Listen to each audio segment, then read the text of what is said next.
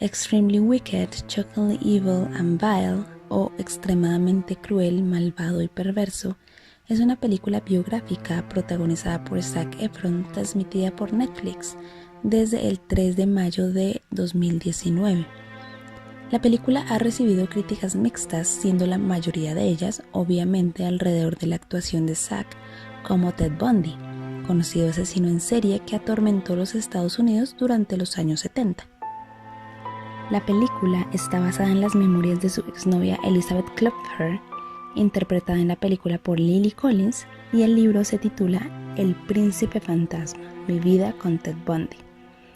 Y las críticas han sido bastante interesantes, ya que cuando se centran en el desempeño de Zac Efron interpretando a Ted Bundy, son bastante positivas en cuanto a que encarnó muy bien el papel, y las que son negativas se centran ya en la película como un todo, criticando otros aspectos de la misma. Otras críticas, que son el punto de este video, indican que Efron es demasiado guapo y encantador en su interpretación. Esto ha generado varias reacciones, dos en particular que son las que quiero criticar. La primera, aquellos que se quejan precisamente de que Zac Efron es muy guapo y encantador, y lo único que logra es romantizar al asesino y hacer que uno tome cariño por él, y que esto es irrespetuoso para los familiares de las víctimas, aquellas mujeres que fueron violadas y asesinadas por Ted Bundy. Y las segundas, que alimentan las reacciones del primer punto, aquellas personas que tal vez impulsadas por Zac Efron o tal vez por la leyenda del nombre de Ted Bundy como figura popular, deforman lo que en realidad era Bundy, transformándolo casi en un personaje de ficción como lo es Michael Myers. Y todos sabemos lo que es capaz de hacer el internet con cualquier personaje ficticio. El motivo de este video es porque me parece que ambos puntos están equivocados, y ni Ted Bundy era un antihéroe para ser romantizado, ni tampoco era el monstruo unidimensional que las personas esperarían ver en una película de un asesino en serie.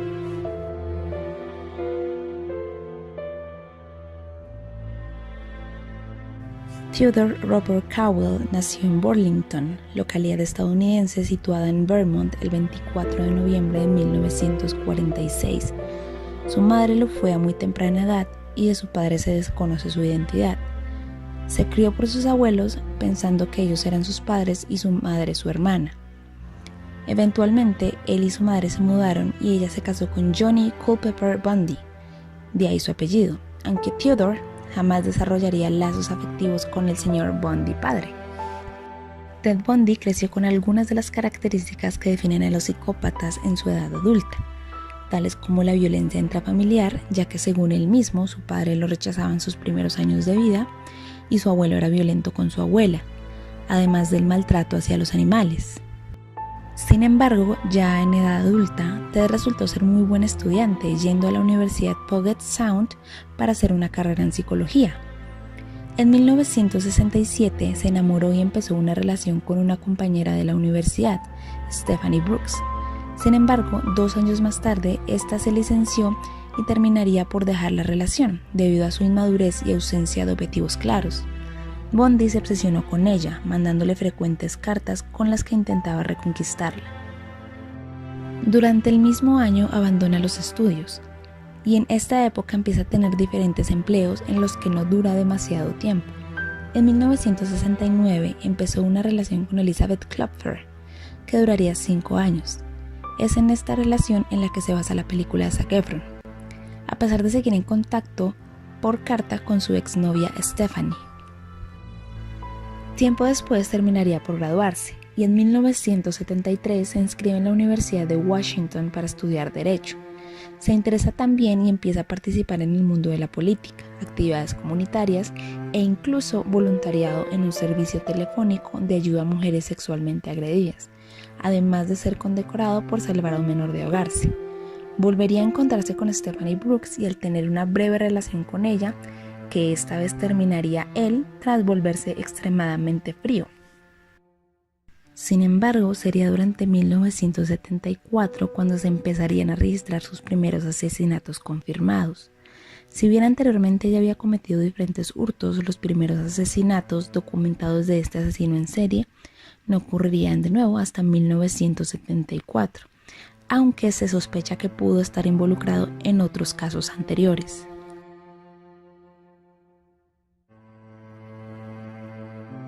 En enero del año 1974, aún en la universidad, Ted Bundy entraría en la habitación de Johnny Lenz para posteriormente golpearla con una barra de hierro y violarla. A pesar de que sobrevivió, sufrió graves heridas y daños cerebrales permanentes. Llevaría a cabo el mismo procedimiento con Linda Ann Healy, a quien en este caso mataría. Hizo desaparecer el cadáver, si bien no limpió la sangre. Esta muerte daría inicio a una cadena de asesinatos con el que desaparecieron numerosas jóvenes estudiantes, siendo algunas de ellas Carol Valenzuela, Nancy Wilcox, Susan Rancourt, Donna Mason, Laura Amy, Brenda Ball, Jordan Hawkins, Melissa Smith o Karen Campbell, entre muchas otras. El modus operandi de Bundy se basa inicialmente en seguir y secuestrar a sus víctimas hasta su casa para allí estrangularlas. Sin embargo, y esto es muy importante y lo quiero resaltar, Bundy, al ver que tenía facilidad para manipular debido a su carisma y que además las mujeres lo encontraban atractivo, fue cogiendo confianza y empezó a buscar víctimas durante el día, siendo usual que simulara tener un brazo roto para pedir ayuda para llevar cosas a su coche. Las víctimas eran a menudo violadas y descuartizadas, llegando a conservar el sujeto partes de sus cuerpos como la cabeza como trofeos de sus crímenes. Analizando los cuerpos se encontraban marcas de mordidas, además evidencias de que Bundy tenía relaciones con ellos una vez muerta la víctima. Durante el mes de noviembre del año 1974, Bundy fingió ser un oficial de policía para acercarse a Carol DaRonch y hacerla subir a su coche. La joven accedió pensando que se dirigían a la comisaría, pero se encontró con que Bundy paró el coche e intentó esposarla. Afortunadamente, Carol DaRonch consiguió zafarse antes de ser inmovilizada y huir, tras lo cual acudió a la policía. Ello condujo al primer retrato del sospechoso. Dicho retrato hizo que diversos testigos pensaran en Bundy como posible autor de los hechos, incluyendo su por aquel entonces novia Elizabeth. A pesar de ello, no se le pudo identificar totalmente y se terminó por desestimar la posibilidad de que se tratara del asesino. Ted Bundy siguió secuestrando y matando a numerosas mujeres, variando su aspecto y viajando a diferentes estados con el fin de no levantar sospechas. Pero en 1975, un coche de policía dio el alto al coche de Bundy y terminó por encontrar elementos indicativos como palancas, esposas y cinta, con el que inmovilizar a las víctimas. Ted Bundy fue detenido. En este caso sería identificado por DaRonch como el autor de su secuestro. En 1976 daría inicio el primero de los juicios a los que sería sometido Ted Bundy. En este caso se le juzgaba por el secuestro de DaRonch, resultando en una condena de 15 años de prisión. Sin embargo, el análisis del coche en el que fue detenido permitió que se hallaran evidencias de la implicación de Bundy en la desaparición y asesinato de Melissa Smith y Karen Campbell. Concretamente, se encontró cabello de ambas mujeres. Ello condujo a que se le sometiera a un segundo juicio, ya con cargos de asesinato. En este segundo juicio, Bundy decidió representarse a sí mismo como abogado, motivo por el que se le permitió visitar la biblioteca para preparar su defensa. Sin embargo, aprovechó la situación para escapar, si bien sería atrapado por las fuerzas policiales 6 días después. Volvió a fugarse en 1977, en este caso consiguiendo huir hasta Chicago y adoptando una identidad diferente. Durante esta fuga volvió a matar, en esta ocasión atacando a 3 jóvenes en una fraternidad universitaria, Chi Omega, de las cuales una logró sobrevivir y otra de las jóvenes posteriormente. Asimismo, también secuestró y mató a Kimberly Leach, una muchacha de 12 años de edad. Finalmente fue detenido en un hotel de Florida, después de que la matrícula de su coche fuera reconocida. Tras ser detenido por segunda vez, sería juzgado el 25 de junio de 1979 por asesinato. Se le permitió ejercer su propia defensa, pero las pruebas existentes en su contra, testigos que le vieron salir de la fraternidad e incluso supervivientes de sus agresiones, junto con pruebas físicas como la comparación entre marcas de mordeduras en los cuerpos y la dentadura de Bundy, terminaron conduciendo a que fuese declarado culpable y condenado a morir en la silla eléctrica.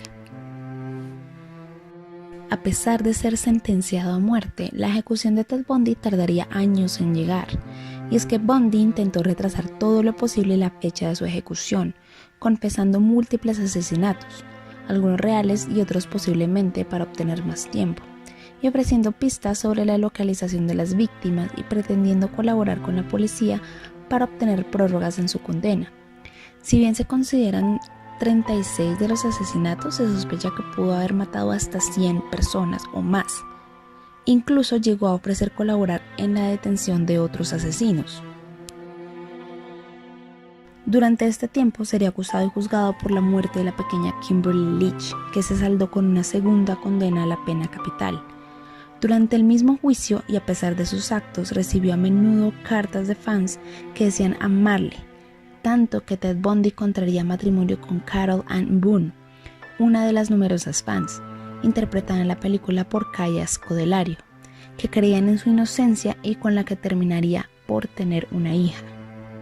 Durante sus últimos años sostuvo entrevistas con psiquiatras en las que narró su vida y se analizó su estado mental.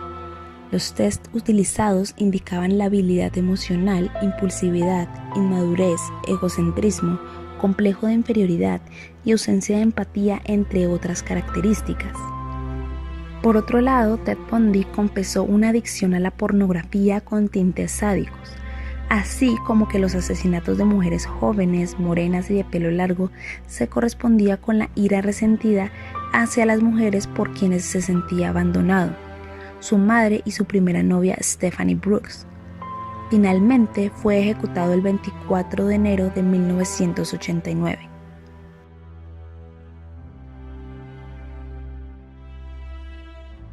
La adaptación de Netflix cuenta a grandes rasgos lo mismo que acabo de narrar, pero explorando principalmente la relación de Bundy con Elizabeth y con su posterior esposa Carol. ¿La película de cierta forma romantiza a Ted Bundy? Sí, pero no de la forma que creen. Voy a iniciar con el aspecto de Zac Efron, y me parece que físicamente encaja perfecto, y es que el parecido físico es impresionante. Sí, obvio, Zac es más guapo que Ted, pero pues es Hollywood. Cada vez que hacen algún film biográfico, casi siempre la representación es más atractiva que el personaje en la vida real. Además, miren la caracterización de Efron. Físicamente no entiendo el porqué de las quejas. Ahora, la película no está narrada de la forma convencional, en que nos ponemos en el papel de las víctimas, la familia de las víctimas o incluso el mismo Ted, ya que no tenemos una exploración de su psicología más allá de los resultados de los test. Pero no es a profundidad, como lo es, digamos, las cintas de Ted Bundy, un tipo documental también de Netflix, cuyo narrador es prácticamente él mismo. La película está narrada desde el punto de vista de Elizabeth, y esto es muy importante, ya que nos están contando la historia desde los ojos de una persona que lo quiso y que veía lo mejor en él. Entonces es el hecho de que nos revelen que ese hombre decente con el que convivimos es en realidad un violador y un asesino. Y es precisamente el tema en que la película quiere indagar. Cómo Ted fue capaz de mantener esa fachada de hombre carismático y encantador, y al mismo tiempo incurrir en el asesinato, tortura, descuartizamientos, violación, pedofilia y necrofilia. Y no solo eso, sino negarlo todo. Entonces es ese juego mental de ¿es en realidad mi príncipe azul ese monstruo del cual lo acusan? ¿O es que todo fue por estar en el lugar y momento equivocado? Es ponerse en esos zapatos, y no necesariamente tiene que ser la pareja, sino piensa en cualquier miembro cercano de tu círculo social o familiar. ¿Creerías eso de un amigo de tu infancia, tu mejor amigo, tu papá, tu hermano, tu primo o quien sea? ¿Creerías todas esas acusaciones de una? ¿O sería difícil asimilarlo, incluso con pruebas? Y eso es precisamente lo que la película quiere tocar, ese efecto Bundy en las personas. Además, en la historia también nos muestran una perspectiva interesante, y es la legión de fans que Ted tenía. Según los reportajes, Bundy recibía cartas y cartas con correo de fans llenas de propuestas de matrimonio, fotografías y nudes. Sus fans lo apoyaban fuera y dentro de la corte. Corría el rumor que el arquetipo de personas víctimas de Bundy eran mujeres de cabello castaño oscuro, con partida en medio y aretes o pendientes en forma de aro. Entonces las mujeres llegaban a la corte con sus cabellos castaños, partidos a la mitad y con aretes de aro. Varias de ellas incluso se lo teñían, con la esperanza de llamar la atención de Ted. Y como mencioné en la biografía, se casó con una de esas fans, concibiendo una niña en prisión. Entonces no, Zac Efron no está sexualizando a nadie, no está glorificando ni romantizando a nadie, está interpretando a Ted Bundy como debe ser y como fue. Era un hombre enfermo y sumamente inteligente que sabía utilizar eso a su favor. Tanto así que las mujeres que atraían no lo defendían porque no tenían cómo defenderlo. Era porque había una fascinación con este hombre, les producía miedo, pero parte de ellas querían estar con él. Y esto no es nuevo. Otros asesinos seriales también han tenido este tipo de fans. No por nada, Charles Manson también se casó con una antes de morir. ¿Son mujeres completamente inestables y locas? Yo diría que sí. Y me niego a pensar que incluso siendo la época que era, no entiendan lo grave que es matar y violar a una niña. Existe una parafilia conocida como hibristofilia, atracción por mantener relaciones sexuales con personas peligrosas, ya sean asesinos, ladrones, violadores. Los motivos o razones de este fenómeno son desconocidos, pero la psicología lo deriva como un extremo del fanatismo. No me adentraré en esto ya que yo no soy psicóloga ni nada parecido, y sería dedicarle todo un video al asunto. Pero el mito del guapo y sexy Ted Bundy fue lo que llevó a estas mujeres a fanatizarlo.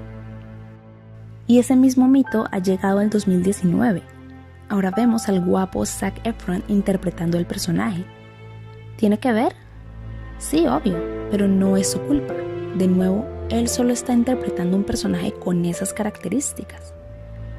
Y entiendo la fascinación que tienen las personas con los asesinos seriales, yo también la tengo. Leer biografías, ver documentales, entrevistas, es fascinante ver lo que pasa dentro de las cabezas de estos psicópatas y su deformidad moral y mental a la hora de dañar a alguien. Es más, incluso cayendo en el humor negro. Pero de ahí a querer estar con cualquiera de ellos o querer estar románticamente involucrada con Ted Bundy ya es demasiado.